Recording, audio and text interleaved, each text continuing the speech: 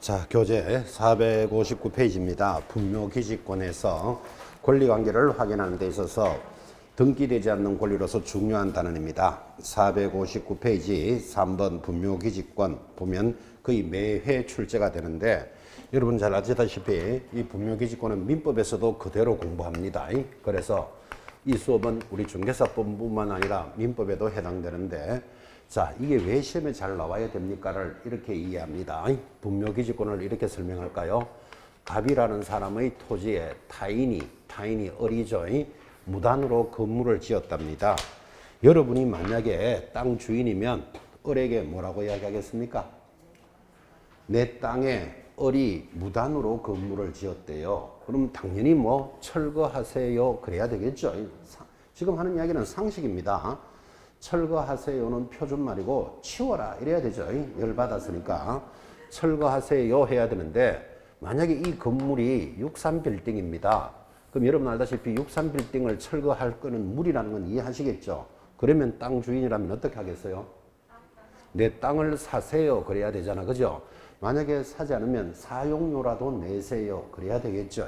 자, 그럼 지금 물었는 게 지극히 상식적인 이야기인데 분묘기지권이 무엇입니까? 하면 똑같은 갑의 땅에 을이 무단으로 분묘를 설치하면 일정한 조건이 맞으면 철거하지 않아도 되고 사용료를 내지 않는 권리를 분묘기지권 이렇게 이야기합니다. 자, 다시 분묘기지권이 뭐라고요?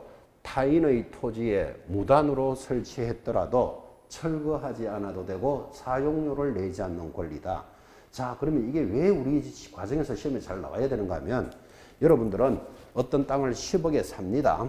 사거나 또는 이것을 중개합니다.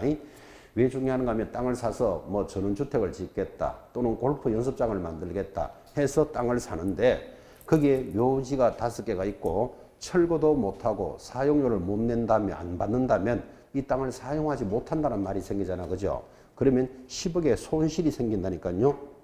그러니까 중개를 할 때는 이 권리를 잘 알고 거래해야 된다. 그래서 시험에 매년 냅니다.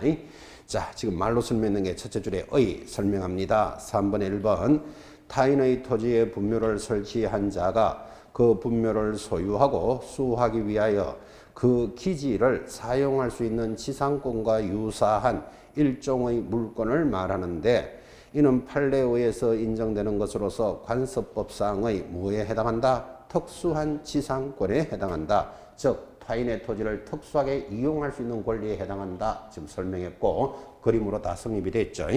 자, 그럼 이런 분묘기지권이 성립을 하려면 조건이 3가지가 있는데 이 조건 3가지가 중요합니다. 자, 그러면 타인의 토지에 무단으로 설정했더라도 성립 조건이 3개. 박스 A. 토지 소유자의 승낙 없이 설치한 경우 20년간 평온 공연하게 점유하여 시효 취득은 인정한다. 자, 거기서 승낙 없이의 동그라미 그리고 20년간 평온 공연 이렇게 성립하는 조건 첫 번째 20년 동안 만들어졌었고 그동안에 평온하고 공연했다. 그를 시효 취득이라는데 평온 공연이라는 말은 분쟁이 없었다 이 말이에요. 시효 취득으로서 인정해 준다. B. 토지 소유자의 승낙을 얻어서 분묘를 설치했답니다. 승낙의 동그라미 적기는 적지만 당연한 거죠. 자, 여러분 봐요. 여기 갑이라는 사람이 내 땅에 묘지를 써도 좋다. 자기가 써도 좋다라고 승낙을 했으면 굳이 철거할 필요 없죠. 승낙이 있으면 성립한다. 3번 별표. 자기 소유 토지에 분묘를 설치한 자가 차후에 그 분묘를 다 이장한다는 등의 자, 특약 없이의 동그라미 특약 없이 토지를 매매하면 성립합니다. 특약 없이 하면 성립을 한대요. 거래하면. 자, 그래서 성립하는 조건이 3가지인데 이 조건 3가지는 당연한 겁니다. 자, 다시 여러분 주목합니다. 여기 내 땅에 땅을 샀는데도 묘지가 설치되어 있으면 철거도 못하고 사용료를 못 받는다니까요. 그럼 어떻게 하면 성립하는데 첫 번째, 만들어진 지가 20년이 넘었고 그동안에 공연하고 평온했다. 분쟁이 없었다면 시효 취득으로서 인정합니다. 두 번째, 승낙을 하면 인정한다. 당연하지. 만들으라고 승낙했으니까 철거 안 해도 되는 거잖아. 그죠? 승낙을 했다면. 자, 세 번째가 별도의 거래 없이 승낙한 특약 없이라는 말은 이렇게 또 설명할까요? 자, 갑이라는 사람 토지에 갑의 분묘가 있었어요. 아무 문제가 없었죠. 세월이 많이 지나서 갑이 이 땅을 을에게 팝니다. 파는 걸 뭐라 그런다? 양도합니다. 그런데 묘지는 그대로 따라오게 되면 또 토지 소유자와 묘지 소유자가 달라지잖아. 그죠? 특약 없이 거래하면 성립한다 이 말이에요. 그러면 나중에 여러분들은 이 땅을 사는 사람이거나 여기에 중개를 하는 사람이면 그 특약을 해야 된다? 안 해야 된다? 해야 된다고 8월 달까지 몇 개를 철거하기로 하자 하고 계약을 해야 된다고요. 안 하면 성립하니까. 자, 그러면 이제 성립 조건을 보시면서 이렇게 성립을 하면 어떤 효과가 있을까요? 자, 이 효과가 지금부터 여러분 교재에 하단부터 오른쪽 한 장 넘어가시면 461페이지 주요 판례해서 작은 글자들이 빡빡하게 서너 장이 막 넘어가죠. 양이 굉장히 많다 이 말이에요. 이 내용들이 민법에서도 그대로 공부하는데 여기서 효과는 시험에 나오는 5가지가 계속해서 겁니다. 그래서 거기 안에 있는 내용 중에서 필기로 5가지를 대신합니다. 교재 찾아가 줄 긋고 하면 시간이 많이 가잖아요. 지금 그죠? 계속해서 시험에 들어오니까 이 5가지 기본 효과는 딱 기억하시고 그 다음에 민법에서도 이 과정을 공부하니까 민법에서도 솜씨를 자꾸 붙여 나가셔야 됩니다. 자, 효과를 따질 때는 첫 번째 범위는 어디까지 인정해 주느냐 이렇게 물었습니다. 그러니까 대법원 판례는 주의의 공지를 포함한다 이렇게 이야기합니다. 그래서 분묘기지권이 성립을 하면 효과는 어디까지 인정해 줍니까? 하니까 봉분에만 해당되는 게 아니고 주의의 공지를 포함한다 이렇게 이야기했습니다. 이게 왜 주의의 공지를 포함해야 되는가 하면 여러분 잘 알다시피 묘지 앞에는 음식 차리는 자리 있는 거 봤습니까? 이를 상석이다 그럽니다. 상석도 있고 비석 있을 수 있죠. 그리고 하나의 석상이나 석물이 있을 수 있는데 만약에 봉분에만 해당되는 권리이다. 그래버리면 앞에 있는 시설물을 다 철거해야 된다는 말이 생기잖아. 그죠? 그래서 우리 판례는 주의의 공지를 포함한다 이렇게 얘기합니다. 이것만 가지고도 시험에 2번 물었겠죠. 자, 분묘기지권이 성립을 하면 그 범위는 봉분의 면적에 한한다. X, 주의의 공지를 포함한다. O 잡으셔야 됩니다. 그래서 이 제목이 분묘권이 아니고 분묘기지권이다 이렇게 되어 있는 거예요. 여러분 공군기지, 해군기지 이런 말 들어봤나요? 공군기지는 비행기 한 대만 보고 공군기지입니까? 비행기를 관리하는 시설물을 포함합니까? 시설물을 포함해서 공군기지 이렇게 말하잖아요. 그죠? 해군기지 하듯이 분묘권이 아니고 분묘기지권이라는 개념을 주의의 공지를 포함합니다. 자, 그러니까 또 판례가 물었습니다. 사성은 어떻게 됩니까? 하고 물었는데 사성은 여러분이 봉분 뒤에 바늘형의 언덕이 있는 걸 본 적이 있습니까? 우리는 이것을 사성이라고 부르고 어떤 묘에는 사성이 있는 데도 있고 없는 데도 있어요. 묘가 이렇게 있으면 삥 둘러싸서 싸고 있는 게 있다니까요. 자, 사성까지 인정을 해주느냐 하고 물으니까 항상 인정하는 것은 아니다. 말도 어렵게 합니다. 자, 항상 인정하는 것은 아니다가 무슨 뜻이죠? 인정을 할 수도 있고 안 할 수도 있다. 예를 들어서 사성이 바로 뒤에 있으면 인정해줘도 되는데 한 10m 뒤에쯤 있다. 거기까지를 다 인정해준다면 토지 소유자가 피해를 너무나 많이 보게 되잖아. 그죠? 그래서 그때 보고 판단하겠다. 항상 인정하는 것은 아니다. 체크하셔야 되는데 자, 분묘기지권의 범위에 있어서 사성은 항상 인정한다. OX. X. 인정하지 않는다. 그것도 X. 항상 인정하는 것은 아니다. 개념을 잡으셔야 됩니다. 범위. 자, 그 다음에 이제 시간적인 범위입니다. 언제까지 인정을 해주느냐? 이 문제가 생겼잖아. 그죠? 타인의 토지에 무단으로 설정했더라도 철거를 안 해도 되는데 언제까지 인정해 주느냐? 예를 들면 뭐 60년간, 100년간 이런 문제에 대해서 뭐라고 이야기했는가 하면 판례는 수호, 봉사하는 한 영원히 인정해 주는 권리. 그래서 굉장히 침해가 크죠. 수호, 봉사하는 한 영구히 인정해 준다. 제사 모시고 벌초하고 관리하는 동안에는 영원히 인정해 준다. 시간.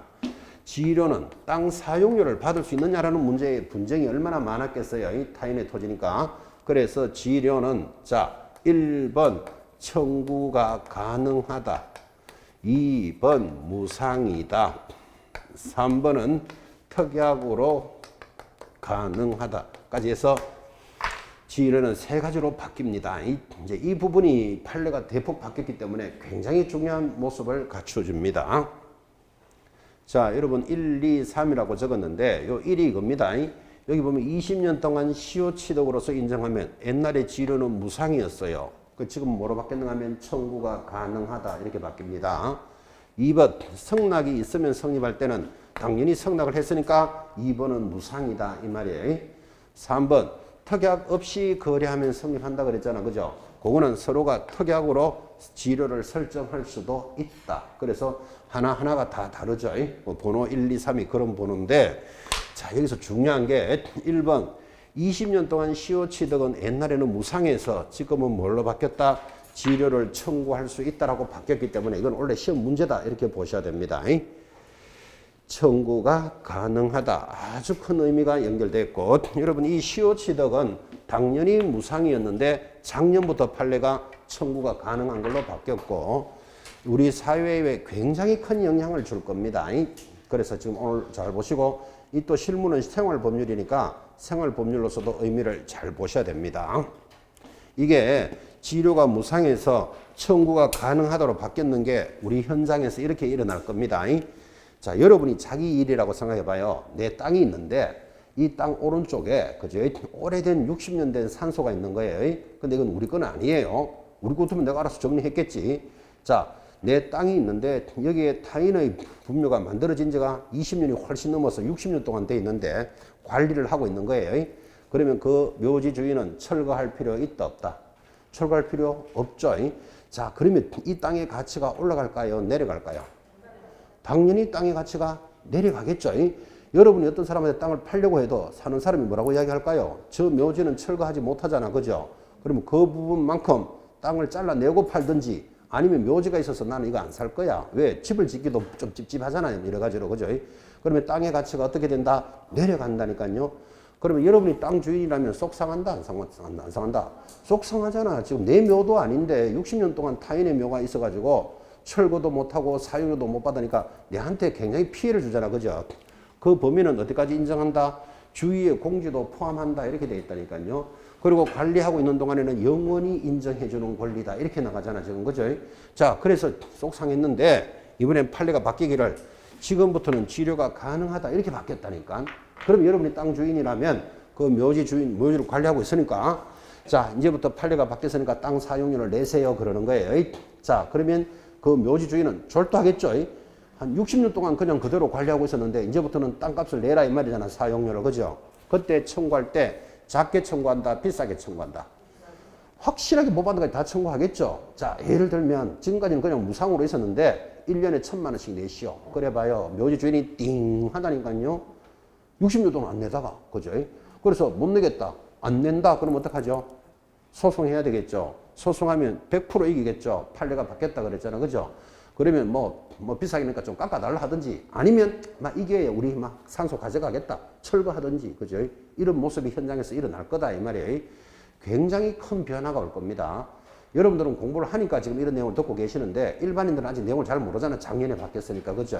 그래서 20년 동안 시효 취득도 지금은 지료를 청구할 수 있다는 거 잘 보시고 그러면 60년 전에 거부터 받느냐? 그건 아니고 청구하는 시점에서부터 지료를 청구할 수 있다. 판례가 그렇게 되어 있습니다. 지금까지 못 받은 60년치를 다 내놔라. 그럴 수는 없다. 이 말이에요. 그죠? 청구가 가능하다. 꼭 체크해 놓으셔야 됩니다. 자, 그러면서 여러분들 교재에 보면 오른쪽에 459페이지 하단에 보시면 459 뭐 시간적 범위 넘어가면 장소적 범위 지금 필기 다 하고 있습니다. 어쩌면 중요한 것 네 번째 추가로 설정할 수 있는 문제가 있습니다. 이는 어떻게 해결을 합니까? 그러니까 추가 설정은 이런 말이겠죠. 자, 여기 아버지 산소입니다. 이게 30년 전에 돌아가셔서 그때는 정신도 없어서 누구 땅인지도 모르고 묘를 썼는데 20년이 넘었어요. 그러면 철거하지 않아도 되잖아. 그죠? 이번에 이제 어머니가 돌아가셨어. 그러면 여기 어머니 산소를 쓸 수 있느냐? 이제 이 문제가 생겼잖아요. 추가 설정은 어떻게 될까요? 불가하다. 그죠? 추가로 설정할 수는 없다. 이렇게 하셔야 됩니다. 자, 추가로 설정할 수 없다. 그러면 여러분이 자식이라면 어떻게 할까요? 여기 아버지 산소 옆에 쓸 수 없다. 지면이 됐잖아. 그럼 어떻게 해야 되냐고. 어떻게 합니까? 하면 첫째 이 땅을 우리가 사면 되죠. 우리가 이 땅을 사면 되는데 땅을 살려면 옆에 사는 주인이 팔 때 싸게 판다, 비싸게 판다. 못 받은 가지 확실하게 비싸게 받겠죠, 그죠? 그래서 현실적으로 사들여는 거 잘 안 돼요, 이게 현실적으로. 평당 5만 원 당하는 땅을 3천만 원 내시오. 그럼 여러분들 사겠어요? 못 사지. 그래서 현실적으로 안 맞고 또 땅이 공간이 이렇게 없어가지고 어머니를 이렇게 옆에 모실 수가 없을 수도 있잖아, 그죠? 그렇게 되면 여러분들이 자식이라면 어떻게 할까요? 또 다른 데 가요. 막상 다른 데 간다 소리 하지 말고 어떻게 해야 된다? 여기다가 합장을 할까? 이 생각을 한다고. 어차피 아버지 권리는 받은 거니까. 자, 추가로 설정할 수는 없는데 그러면 합장은 되느냐? 이제 이렇게 판례를 물었다니까, 그죠? 합장은 더 인정할 수는 없다. 그래서 여러분들은 추가 설정은 무조건 안 된다. 이렇게 기억하셔야 돼요. 추가로 설정할 수는 없다. 자, 그럼 또 추가로 설정할 수는 없으면 또 어떻게 해야 돼요? 이제 여러분이 자식이라면 옆에 할 수도 없다. 공간도 없다. 여기 합장도 안 된다. 그러면 천상 어머니는 다른 데 가셔야 되잖아, 지금. 그죠? 그때 가실 때는 아버지한테 인사하고 가야 되겠죠. 왜 그러냐면 30년 전부터 지금 언제나 할 맛이 돌아올까 기다리고 있는데 지금 땅이 없어서 다른 영감 옆에 누우러 간다. 지금 이래 됐잖아, 지금. 그러면 인사하고 가야 된다. 그냥 가야 된다. 인사하고, 우리 땅이 아니어서 할 수 없이 이렇게 됐다고. 민망하다, 안 민망하다. 민망하니까, 아버지도 한번 옮기자. 이제 그렇게 이장 작업이 일어날 거예요. 제가 이 이야기를 왜 이렇게 길게 하는가 하면, 우리나라에는 왜 4년마다 윤년이 돌아오면 그때는 묘지를 옮기는 작업을 많이 해요. 작년에 제가 알기로는 윤년이 지나갔는 해에 작년이. 그럼 올해가 이제 2년째잖아. 그죠? 그럼 원래 여러분이 공부를 열심히 하셔서 합격을 하시면 이제 내년에 이제 현장에 들어가잖아. 그죠? 그러면 이제 1년 뒤에 윤년이 온다고. 그러면 내년에 영업을 하실 때는 이런 실무 수업을 잘 들은 사람은 내년쯤에 윤년이 오면 이제 묘토 이장 작업이 이런저런 상황으로 많이 일어날 거다. 그럼 내년에 영업하실 때 지금은 별 볼 일 없이 버려진 땅, 조그마한 땅, 이렇게 짜투리 땅이라도 묘토로 괜찮은 것들을 많이 확보를 해 놓으시면 영업하는 데 도움이 된다고요. 그래서 실무 수업을 잘하는 사람은 영업도 잘한다고. 역으로 말하면 이 실무 수업이 잘 안 되는 사람은 공부도 잘 못한다니까요. 현장의 업무도 잘 안 된다니까요. 그래서 길게 얘기하는 거예요. 이런저런 사연으로 내후년에 여러분들이 현장에 있을 때는 이제 이장 작업이 일어날 수 있을 거니까 이런 개념들을 잡고 분묘기지권의 개념을 잘 보라고 지금 이야기하고 있는 거예요. 실무 수업을 잘 받는 사람은 영업도 잘하게 되어 있습니다. 이게 점수도 잘 받아야 되고 당연히 그죠. 자, 이 효과에 대해서 가장 중요한 게 5번입니다. 공시 효과가 시험에서 꾸준히 계속해서 나옵니다. 민법에서도 나오고 중개사법에서도 나오는데 공시라는 말은 타인의 토지에 이런 권리를 가지고 있으니까 내가 이런 권리가 있음을 남들한테 알려야 되잖아요. 그래서 알리기 위해서 가묘 인정할 수 없다. 교재에 다 있습니다. 평장도 인정할 수 없다.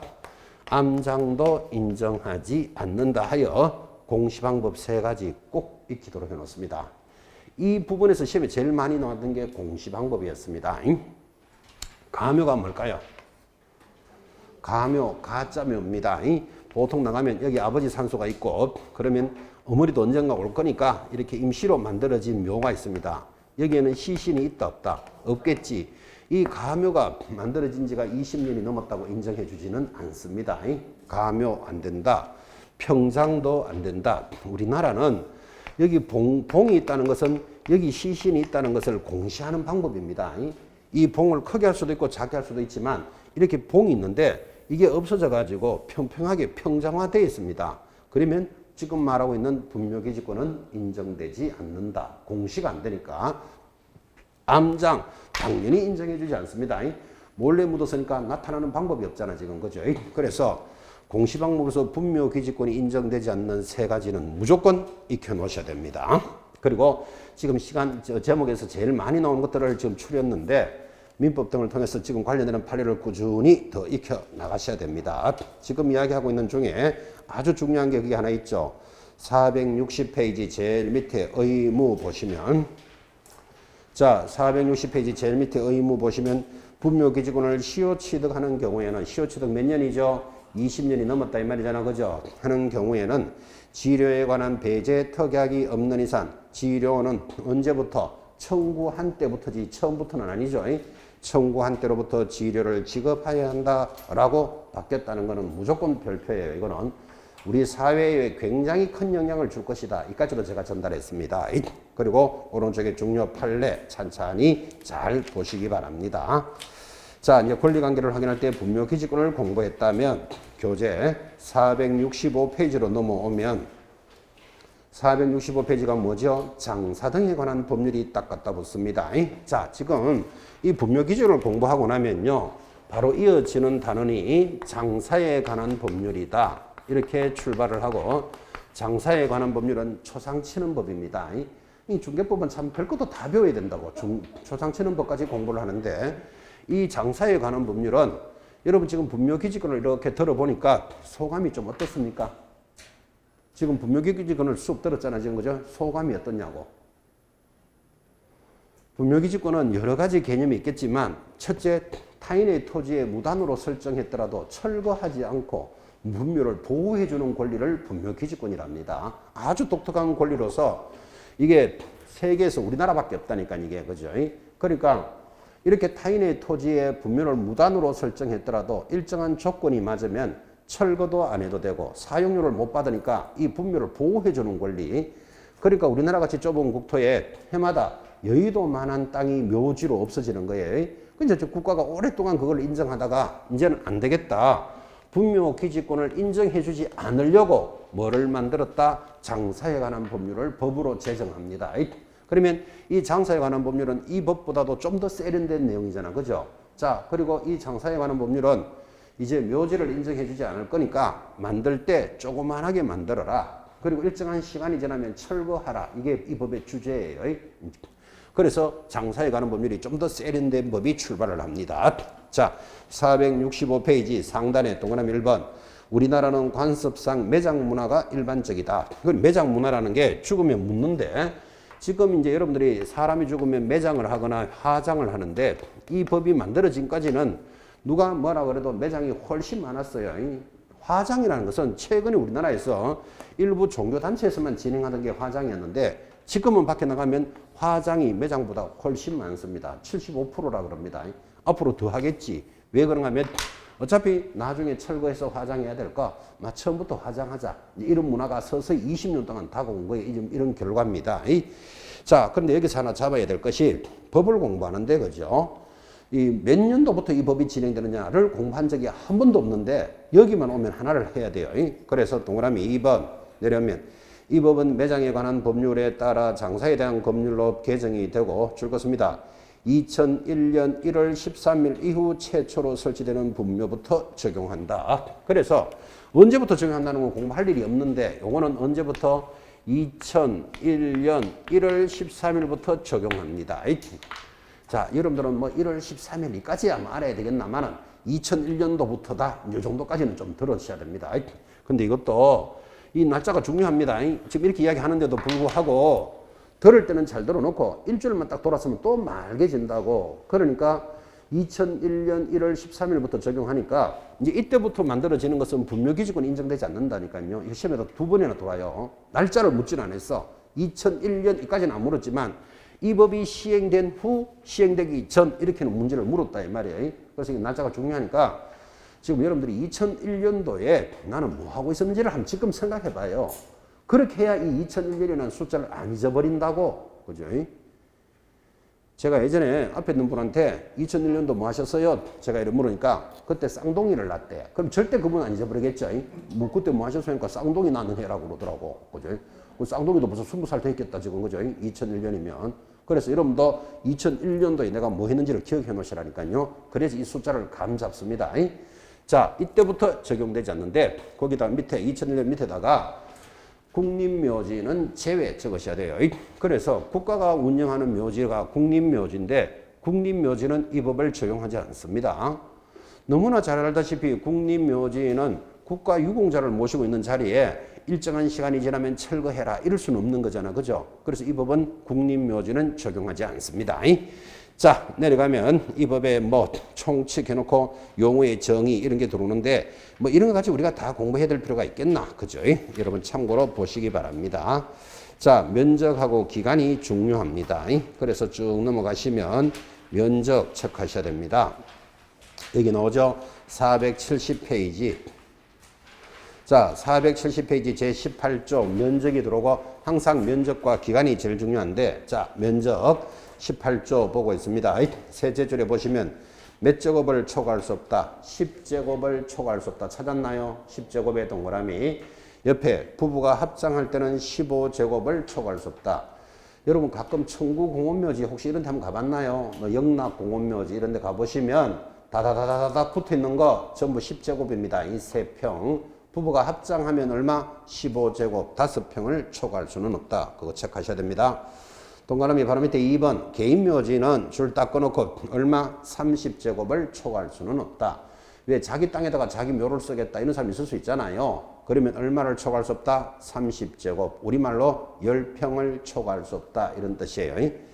자, 이렇게 해서 이제 법원 공부하고 있는데 이런 것들을 위반하는 자들이 일반 국민들일까요? 사회 지도층일까요? 사회 지도층이 다 위반합니다. 정주영 회장, 현대그룹 회장 묘 어디 있는지 아십니까? 모르시죠, 여러분들? 양수리라고, 거기 양수리 경기도 가평 저쪽에 가면 북한강과 남한강이 만나는 점이 양수리예요. 물이 두 개가 만나서 이제 이렇게 한강으로 흘러가는데 경치가 풍광이 굉장히 좋겠죠. 그래서 거기 양수리에 정주영 회장 가족묘 있습니다. 10제곱으로 조그만하게 만들었을까요? 이따만하게 해놨을까요? 보나마나게 이따만하게 해놨지. 보나마나지 뭐, 그죠? 그래서 위반을 사회 지도층들이 다 위반한다니까요.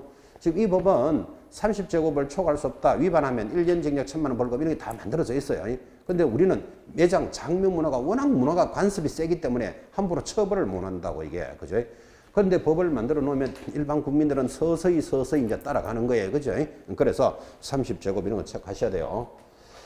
양수리를 여러분 한번 가보셔도 되고요. 가끔 TV 틀면 전원일기 나오는 거 보셨죠? 그 30년 전부터 했던 드라마인데 전원일기 촬영했는 곳이 그 양수리입니다. 그래서 그 굉장히 그 한번 가볼 만합니다. 풍광이 좋고 그죠? 그런 거 시험에 안 나와요. 하여튼 30제곱 이거 체크하셔야 돼요. 그런 건 억수로 솔깃하게 막 꼭 실천할 사람 같이 듣고 있다고 지금 그지? 듣기만 들으면 꼭 한번 가봐야 되겠다 이러면 공부는 안 하고 지금 굉장히 심각하게 듣는 사람이 있는데. 그게 중요한 게 아니고 개인 묘지는 얼마를 초과할 수 없다. 30제곱을 초과할 수 없다. 곧 실천할 모습으로 막 보여요. 하여튼 30제곱을 초과할 수 없다. 체크하셨습니까? 자, 그 다음에 쭉 내려갑니다. 20조 보시면 이제 설치기간이 종료된 분묘의 철입니다. 동그라미 1번 19조에 따른 설치기간이 끝난 분묘의 연고자는 설치기간이 끝났는 날로부터 얼마? 1년 이내에 설치된 시설물을 철거하고 유고를 하장하거나 봉안하여야 한다. 얼마 안에 철거해야 된다고요? 1년 안에 하여야 한다. 이러면 위반하면 제재가 다 있는 거예요. 그래도 제재까지 지금 공부해야 될 이유는 없고. 자, 1년인데 그러면 몇 년을 설치할 수 있느냐는 궁금해야 안 되겠어요? 다시 올라가서 19조. 자, 19조 1항. 13조에 따른 공설묘지, 14조에 따른 사설묘지 설치 기간은 얼마로 본다? 30년으로 해라. 이제 묘지는 조그만하게 만들어서 30년만 둘 수 있도록 만들었습니다. 자, 그럼 30년인데 30년 만에 철거하라. 이러면 좀 서운한 사람이 발생할 수도 있겠죠. 그래서 한번 연장해줘요. 동그라미 2번 바로 밑에 1항에 따른 설치 기간이 지난 분묘의 연고자가 시도지사나 시장, 군수, 구청장의 14조 사항에 따라 설치 관리를 허가받은 자에게 신청을 연장하면 줄 걸까요? 1회에 하나여 30년을 연장하여야 한다. 그러니까 묘지는 이제 최장 두려면 몇 년을 둘 수 있다? 60년까지만 두는 거예요. 원래 기본은 얼마? 30년. 그리고 한 번 연장할 수 있는데 철거는 얼마 만에 해야 된다? 1년 안에 철거해서 화장하여 봉안을 하는데 예전에 이게 법조문이 화장하여 납골하여 한다 그랬어요. 그 납골이나 봉안은 같은 말이에요. 납골이라는 말은 화장을 하면 골분 뼈가루가 생기는데 그것을 빻아서 서랍에 넣는 걸 납골이라 그래요. 여러분 수납 공간 이런 말 들어보셨죠? 수납할 때 납이 거기 서랍 납자예요. 그래서 서랍에 넣으란데 그게 좀 거칠게 보이니까 받들어서 모신다. 그걸 봉안한다 그래요. 같은 말이에요. 자, 그렇게 해서 거기 면적, 기간 그리고 종료된 분묘의 처리는 그래도 꾸준히 시험에서 잘 물었습니다. 세 가지 짚어드렸고. 자, 넘어가면 교재 473페이지 상단에 표가 있는데 이 표가 중요합니다. 상단에 표, 별표 딱 찍으시고 묘지의 설치 기준 찾았나요? 자, 거기 보면 개인 묘지는 30일 내로 신고하는데 밑으로 면적은 얼마죠? 30제곱. 그거 지금 공부한 거예요. 자, 그런데 개인보다 좀 더 큰 것을 가족묘지라 그러겠죠. 가족묘지는 밑에 얼마로 돼 있죠? 100제곱 100의 동그라미 100제곱으로 하되 한 개는 10제곱으로 만들어라 이 말이야. 하나는 10제곱으로 하라 그런 뜻이에요. 자, 가족보다 조금 더 큰 거를 뭐라 그러죠? 종중 문중 묘지는 1000제곱 동그라미 그리고 법인 묘지는 10만 제곱미터 이상. 지금 동그라미는 그것들이 시험에 잘 나온다 이 말이에요. 근데 숫자가 별로 어렵지 않죠. 자, 개인 묘지는 얼마? 30제곱 됐습니까? 그 다음에 개인보다 더 큰 것 가족은 100, 그 다음에 종중 문중은 1000, 법인은 10만 제곱미터 이상. 자, 그 다음에 이제 가족 뭐 종중에 들어갈 때 개인 한 개는 10제곱으로 만들어야 된다. 그렇게 표시가 되어 있는 거예요. 세평. 부부가 합장하면 얼마? 15제곱을 초과할 수는 없다. 밑에 높이는 1m, 평분은 50cm 이런 것도 이제 작게 만들어라는 뜻이에요. 봉분은 봐요. 뻥긋하게 만들 때는 밑으로부터 1m를 넘지 않게 하라 이 말이에요. 평분. 도시락 뚜껑 덮어놓듯이 납작하게 딱 해놓은 거 보셨죠? 이렇게 평분은 얼마? 50cm를 초과할 수 없다. 법에 그래요. 참고로 보시면 됩니다. 자, 좀 더 세련된 게 있습니다. 474페이지 한 장 넘기시면 이번에 핵심 중간에 표 자연장지의 조성 거기 별표해 놓으시고 자, 지금 분묘기지권을 공부하면 장사에 관한 법률을 공부했는데 더 세련된 게 있습니다. 더 세련된 게 뭐다? 지금 하고 있는 자연장지입니다. 자, 여러분 봉분은요 묘지를 크게 하거나 작게 하거나 이렇게 봉분이 있다는 것은 여기에 묘지가 있다는 묘지예요 이게. 근데 자연장지는 여기 봉분이 없는 거예요. 봉분이 없는 게 어떤 거 있습니까? 수목장 이런 말 들어봤습니까? 나무 밑에 묻었다 또는 초목장 잔디밭에 뿌렸다 풍장 바람에 날린다 이런 것들이 자연장지예요. 그거는 뭐가 없다? 봉분이 없다니까 그죠? 이게 좀 더 현재는 세련된 내용이다 이 말이에요. 옛날에 영화에 보면 그죠? 화장해가지고 뭐 강에 가서 이렇게 띄우면서 막 눈물 흘리는 거 이런 거 보셨죠? 요즘은 강물에 가서 절대로 못 띄웁니다. 오염시킨다고. 그래서 그런 것들을 봉분이 없는 걸 뭐라 그런다? 자연장지랍니다. 그게 더 세련됐으니까 자 별표 딱 찍으셨고 면적이 똑같습니다. 개인은 얼마죠? 개인은 30제곱 찾았습니까? 동그라미. 가족은요 100 똑같잖아요. 종중 문중은요 자 이제 이게 다르잖아. 2000에 별표 딱 해놓고 이렇게 여러분들은 자연장지를 구분 안 하면요 좀 전에 공부했던 묘지는 1000이었잖아요. 여기는 2000이잖아요. 이거를 묘지하고 자연장지를 구분 안 하면 한 번은 1000이 맞다 놓고 한 번은 또 2000이 맞다네 혼자서 또 막 정신없는 소리 하게 된다고. 그래서 여러분이 익히기를 아 자연장지는 봉분이 없는 거잖아 그죠? 좀 더 넓게 해줘도 크게 민폐 끼치는 건 없겠죠 그죠? 그래서 이거는 2000으로 크게 해놨다고요. 그게 시험용이에요. 별표. 자 오른쪽 법인은 재단 법인은 5만 제곱미터 이상, 종교단체는 4만 제곱미터 이하인데 밖에 나와 보시면 여러분 알다시피 뭐 성당에서 운영하는 납골묘, 절에서 운영하는 납골당 이런 거 많이 들어보셨죠? 그것들이 종교단체 이런 거예요. 그 법인은 가볍게 보셔도 돼요. 자, 그래서 그 표에서 체크해야 될 것은 종중, 문중, 자연장지의 처벌에 대해서는 처분에서는 의식을 하셨습니다.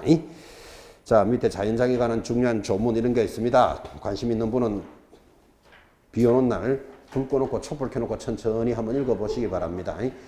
외장, 화장, 뭐 이런 납골 막 이런 말 막 시원하게 나올 겁니다.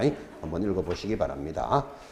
자 넘어가서 477페이지 권리자에 관한 사항 가볍게 보시면 되고 이제 여러분이 짚어야 될 것이 여기까지입니다. 여기 교재 481페이지에 가면 공법상 이용 제한 및 거래 규제 자 출발했는데 지금 뭐 하고 있는지 아시죠? 물건에 대해서 조사 확인하는 과정을 공부하고 있는 겁니다. 그 시간이 연결되니까 자 아까 공부상 조사, 현장 조사, 소재지, 지분, 지목, 면적은 어떻게 확인하고 그것이 불일치하면 뭘 보고 확인하고 근데 권리관계는 등기 부분을 보고 확인하는데 등기가 되지 않는 권리, 중요한 권리가 있다. 분묘기지권 이거 공부하고 있는 거예요.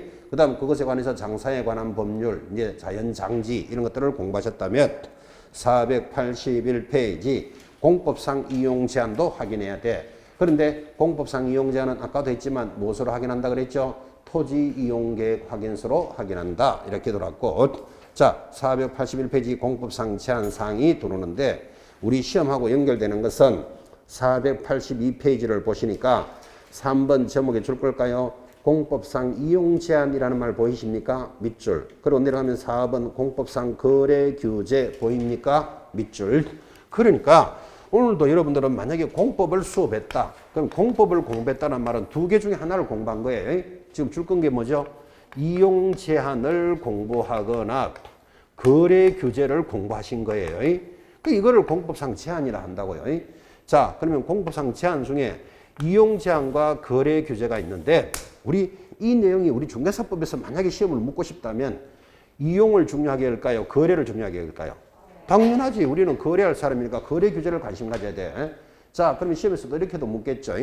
이런 내용은 이용 제한이냐 거래 규제냐를 물어 들어올 수 있는데 이용 제한은 양이 무지무지하게 많아요. 여러분들이 배우는 공법의 90%가 전부 이용 제한, 행위 제한이에요. 행위 제한. 그 많은 양이고 거래 규제는 몇 개 안 된다니까. 그죠? 그러면 이것이 무슨 사항에 해당되느냐 할 때는 거래 규제만 딱 잡으면 나머지는 이용 제한 이렇게 딱 끊는 거예요. 자, 물어봅시다. 여러분 공법의 건축법의 건폐율, 용적률이라는 말 들어보셨죠? 이용 제한이다, 거래 규제다. 그렇지. 이용을 제한하자. 내 땅 내 맘대로 사용 못하잖아 지금. 그죠? 대표적으로 공법상 이용 제한이 건폐율, 용적률 이런 거예요. 자, 우리 지난주에 공부했습니다. 토지거래 허가제 들으셨죠? 15일 내로 허가받고 거래해야 되고 위반하면 2년 징역 2천만 원 벌금 뭐 이런 걸 공부하는데 그 토지거래 허가제는 어느에 해당됩니까? 거래를 규제하는 거잖아 이게. 그죠? 자, 그러면 거래 규제니까 느낌을 딱 가지시고 아, 요거는 이용 제한이다, 거래 규제다. 그죠? 부동산 거래 신고제 체결일로부터 30일 내로 해야 되고 안 하면 500만 원 과태료죠. 이용 제한입니까? 거래 규제입니까? 당연하지. 사고 파는 것에 대한 문제잖아. 거래 규제. 그죠? 그래서 항상 우리 단원처럼 거래 규제를 관심 있게 보시면 된다. 이 말이에요. 거래 규제.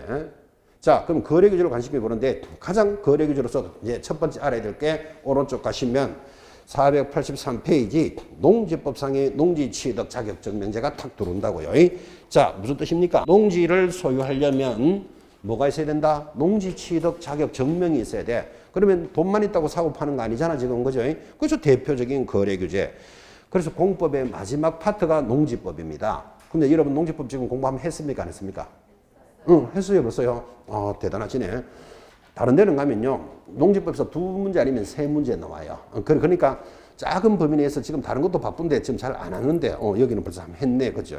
그러니까 다 들으신 거예요. 그러면 농지법상의 거래 규제인데 이게 여러분 농지법 들을 때도 중요하게 들었겠지만 우리 중개사법에 보면 문제를 묻는 건 딱 정해져 있어요. 483페이지 상단에 농지 취득 자격증 명제. 이게 제일 중요한 거예요. 농지를 취득하려면 농사를 짓는다는 표시를 해야 된다고. 농사를 짓는다는 표시가 뭐라고요? 농지 취득 자격증 명제. 그래서 우리 농지법 공법에 관한 내용이 우리 단에 들어오면 이 부분이 제일 중요하다. 이 말에 농취증 이렇게 부릅니다. 자, 농취증에 대해서 체크를 하는 시간. 옛날에 고교수 이랬는데요. 농지법은 농사를 짓는 거니까 나오면 4번 이렇게 공부했는데 지금은 몇 번을 해요? 5번. 지금 왜 5번인데요? 그렇지. 4번이 너무 많이 나왔어. 그 말은 무슨 말인가 하면 큰 범위에 비해서 문제가 2개 아니면 3개니까 그거 공부하는 것보다 차라리 더 공부하는 게 빠르다 이런 말이잖아요. 그죠? 4번이 워낙 많아서 이제는 5번으로 갔어요. 5번이 정답으로 더 잘 나오는갑다. 그렇구나. 몇 개 나온대요? 3개 나온대요? 2개 나온대요? 그래. 2개 나온다 그러더라고. 3개도 아니. 옛날에는 3개까지 나올 때는 농사 지으니까 4번으로 쫙 긁으세요. 뭐 이렇게 했는데 이제는 또 5번으로 갔구나. 4번이 워낙 자주 나왔으니까 그것도 말 되네. 그죠? 자, 그럼 우리는 농취증은 하나 체크하셔야 됩니다. 자, 농취증 하고 들어가면 교재로는 여기죠. 교재 485페이지입니다.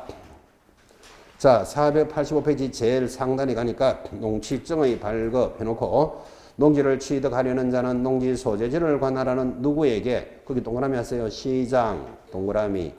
둘째 줄에 구청장, 동그라미. 그리고 셋째 줄 끝에 업장, 동그라미, 면장, 동그라미 4개입니다. 자, 이 농취증이 중요하다 그랬는데 이 농취증의 발급을 어디 가서 하느냐가 가장 기초잖아요. 지금 동그라미가 시, 구, 업, 면장에게 청구를 하는데 참 재밌는 것 옆에다 표시하시기를 군수가 없다는 것을 표시해 놓으셔야 돼. 군수가 없다. 자, 그러면 우리는 공부할 때마다 입만 떼면 시장, 군수, 구청장을 얼마나 열심히 들었습니까? 근데 여기만 딱 오면 군수가 없어요. 이것도 시험용이에요. 시, 구, 업, 면장에게 농취증을 신청합니다. 자, 그럼 농취증을 언제 발급해 주느냐? 중요하지 않나요? 쭉 밑에 내려면 원래 이게 법이 개정됐기 때문에 더 중요합니다. 제일 밑에 4번 별표. 시, 구, 읍, 면장은 1항에 따른 농취증 발급 신청을 받은 때는 신청받은 날로부터 며칠 내로 발급해줘라. 7일 네모 안에 딱 넣으셔야 돼요. 원래 처음이에요 이거. 7일 안에 발급을 해주는데 갈로 열고 농업경영계획서를 작성하지 아니하고 찾았나요? 아니하고 줄 꺼놓고 는 며칠만 해준다? 4일이에요. 4일에 네모. 여러분 주말 체험농장 들어봤나요? 자, 요즘은 주 5일 근무제가 시행되니까 도시민들도 텃밭 정도를 사서 농사를 짓을 수 있도록 해주는 거예요. 원래 농사를 짓는 사람만이 가지고 있어요. 농토를. 그래서 농사를 짓는 사람만이 가질 수 있는데 도시민은 전문 농사꾼은 아니잖아. 그죠? 근데 1000제곱미터는 가질 수 있도록 해줬으니까 1000제곱미터를 가지려면 농업을 어떻게 하겠다는 계획서는 안 갖다 내도 돼. 그죠? 그 대신에 뭐는 받아야 된다? 농취증은 받아야 돼요. 그래서 그때 농업 경영 계획서를 안 갖다 내도 되는 대표적으로 그 옆에다 적기를 주말 체험 농장 적으셔야 돼요. 주말 체험 농장은 며칠 만에 발급해 준다. 4일 만에 발급해 준다. 이 말이에요. 전문 농사꾼이 아니잖아. 여러분 알다시피. 그죠? 그래서 주말 체험 농장은 4일 만에 발급을 해 주는데 자, 이제 바로 밑에 이번 대선 대통령 선거하기 전에 우리나라 시끄러운 거 있었죠. 경기도 수원 쪽에 안산 쪽에 무슨 LH 공사가 땅 투기를 했네. 나라가 요란했었죠. 사실은 한 6개월 전에. 그죠? 또 성남의 대장동 사건 이런 것도 문제가 되고 그러니까 그런 것들이 전부 농지를 구입해서 땅을 개발했는 게 문제인 거라. 그죠? 그래서 이번에 뭐를 도입했는가 하면 농지위원회 심사를 받아야 되는 농지도 있어. 그래서 농지위원의 심사 대상 찾았습니까? 요거는 며칠 만에 발급해 준다? 14일. 그래서 이건 시국적인 문제로서 이제 법이 개정돼 들어온 거예요. 그래서 여러분 시험에도 의미가 있습니다. 자, 농취증은 어디 가서 신청합니까? 시, 구, 읍, 면장에게 하면 며칠 만에 발급해 줍니까? 7일 내로 발급하는데 농업경영계획서가 없어도 되는 것은 4일 만에 발급합니다. 그 다음에 농지위원회 심사를 받아야 되는 것은 며칠 만에 14일. 이번에 원래 개정됐고 여러분이 처음 시험에서 만납니다. 반드시 익히실 것. 자, 나머지들은 참고로 보시면 됩니다. 큰 의미는 없다. 그죠? 나머지 임대차 기간 다 됐고 농취증이 제일 중요했습니다. 자, 이번에는 넘어가면 493페이지까지 옵니다. 이제 물건에 대해서 확인을 하는데 493페이지 보시니까 시설물의 상태로서 수도, 전기, 가스 이런 것도 확인하라 이렇게 적혀져 있는데 여러분이 무슨 수도, 전기, 가스의 전문가도 아니잖아. 그죠? 그러니까 가스 소방 설비를 어떻게 설치할 사람이 아니고 깨끗함, 누수 있음, 없음 체크만 하면 된다고요. 있음, 없음 이 정도 체크만 하도록 돼 있을 겁니다. 그렇게 확인해라. 넘어가면 거기 494페이지 상단에 벽면과 도배의 상태도 확인해라. 여러분이 벽면이나 도배를 수리할 사람 아니죠. 그죠? 깨끗함, 누수 있음, 없음 하는데 거기 벽면 및 도배 앞에 도배라는 글자 앞에다가 바닥면도 원래 들어왔어요. 그리고 오늘 개정된 거기 때문에 하나 적어 놓기나 하십시오. 자, 뭐라고요? 벽면과 바닥면, 도배의 상태도 확인해라. 바닥면도 하나 적어 주시면 좋겠고. 원래 개정돼서 책이 만들어지고 개정됐습니다. 그리고 내려가면 6번 환경 조건도 확인해라. 그래도 인간들이 환경 조건은 중요하게 여기잖아요. 6번에 별표 놓고 암기하셔야 돼요. 뭐라고? 일소진을 환경 조건이라고 합니다. 여러분 아파트는 햇볕이 잘 들어야 되잖아요. 그러면 아파트는 햇볕이 몇 시부터 드는지 이런 것도 확인해야 돼. 일조, 소음, 자 시끄러운 소리가 있는지, 진동, 아래 위층간의 순간 소음 이런 거 많이 들어보셨죠? 그지? 이런 것들도 확인합니다. 환경 조건 제목이 뭐라 그랬죠? 일소진 이거 암기하셔야 돼요. 옆에다가 메모해봐요. 매연 하면 X예요. 근데 매연 하면 대충 공부한 사람은 다 환경같이 보이도록 나와요. 거기 매연이라는 말 없잖아요. 일소진, 매연 X, 경관 X. 경관이 좋다 나쁘다도 설명해야 된다 안 해야 된다. 그런 건 없다니까요. 이런 경관, 경치 이런 거는 좀 주관적인 의사가 크잖아. 그죠? 경호사가 보니까 좀 이랬는데 사는 사람 가보니까 다 썩었는데도 좀 이런 수도 있잖아. 그죠? 그러니까 경관 이런 건 환경에 안 들어간다니까 이게. 그죠? 근데 이걸 공부를 안 하면 꼭 환경 같은 느낌이 확 와요. 그래서 환경 조건 하면 세 가지 암기하셔야 돼요. 뭐라고요? 일소진 암기하셔야 됩니다. 자, 취득에 관한 조세 나머지들은 읽으시면 됩니다. 499페이지 부동산 영업활동 과정까지 들어왔습니다. 자, 이제 여기 조사관까지 지금까지가 중요한 단원들이었고 또 가볍게 갑니다. 10분 쉬었다가 영업활동 봅시다.